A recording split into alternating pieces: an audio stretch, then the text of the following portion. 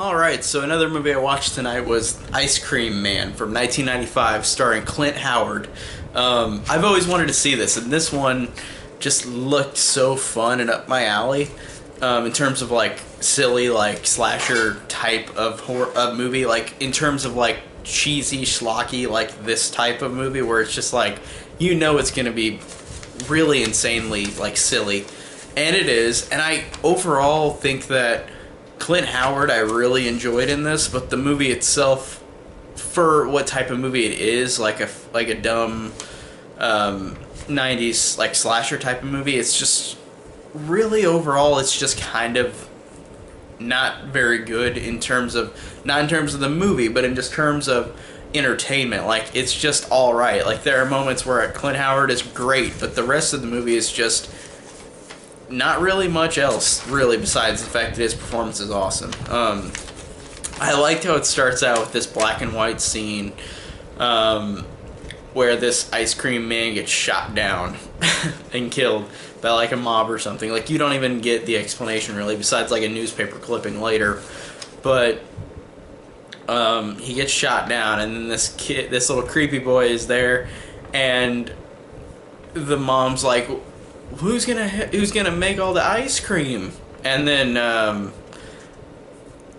the boy just, like, he just eats all the ice cream off of this dead man. Like, he grabs the cone off of a dead man and just starts eating it. And I'm just like, and it's obviously Clint Howard's character, who is in the movie later, but like, it cracks me up that that it showed that scene at the beginning. So it's like, oh, you know, he's gonna be crazy. And I like the fact, too, that there is another Olivia Hussey character that she plays, who is the guardian of a psycho.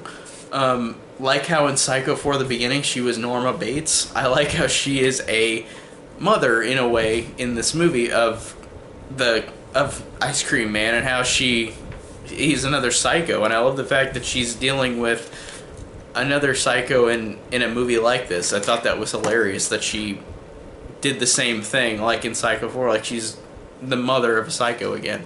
Like, I just thought that was funny, even though this one is way more just comedic and really silly. Like, it's really supposed to just be really dumb and really schlocky. Like, I was not expecting much except for entertainment, and I was entertained with Clint Howard, but just not really the rest of the cast. Like, they're totally forgettable. Like, they're not very, I don't know, they're not very memorable besides him. Like, he's the memorable part of the movie for me in terms of just entertaining fun.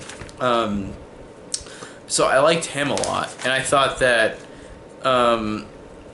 he also reminded me of Brad Dourif, the way he talked in the movie. Did anybody else catch that? Like, he reminded me so much of Clint Howard, not Clint Howard. Clint Howard reminded me so much of Brad Dourif because he had that low, grovelly voice, and it just sounded like him. If I wasn't looking at this movie, if I shut my eyes and just heard that voice, I would have thought that was Brad Dourif. Like, I thought that was hilarious that that's just his voice, but he just reminded me of Brad Dourif. Like, that was cool. And like I said, he's just a real charm in this movie because he really brings out this fun, silly performance that I think is genuine. Like, he's really good in it.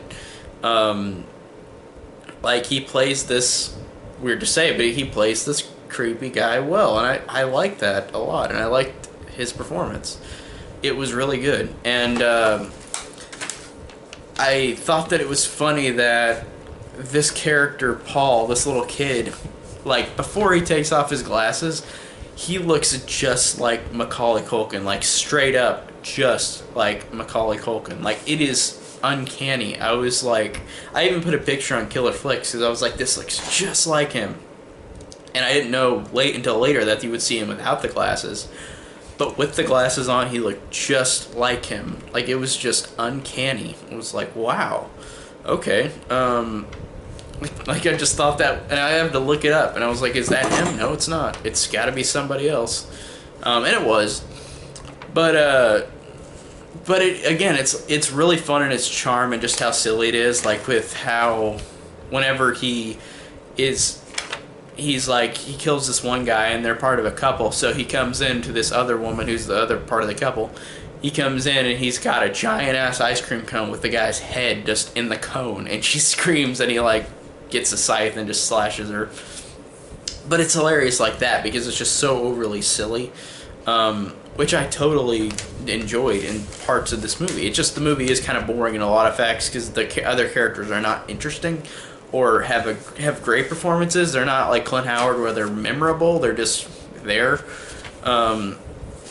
And I like that, and I thought it was so goofy how in the end these kids just killed him by having him fall into his ice cream maker thing, where like it's sharp blades, so like he falls in there and then he just dies. But we get a sequel bait where like the character Paul, the kid who looked like Macaulay Culkin, comes in like at the very end, like it just shows the scene at the very end where he's just making ice cream in the dark. And then it just turns to the camera and makes a demonic smile, and it ends.